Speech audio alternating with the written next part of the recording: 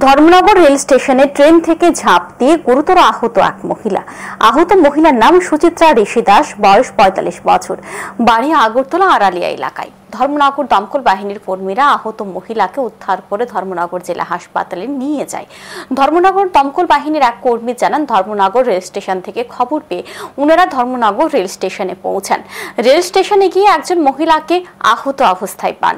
মহিলার মাথায় আঘাত লেগেছে। ওনারা জানতে পেরেছেন ট্রেন ধর্মনগর রেল স্টেশনে দাঁড় করানোর আগেই আহত মহিলা ট্রেন থেকে ঝাঁপ দিয়ে দেয়। এতে আহত হয় মহিলা।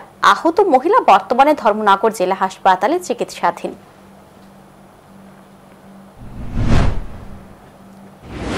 একটা মেয়ে লোক নাকি খুব সিরিয়াসলি ইনজুর হয়েছিল, তো আমরা গেলাম, গিয়ে দেখলাম একটা মেয়ে লোক, উনি পেছন মাথায় কিছু ফেলে গেছে।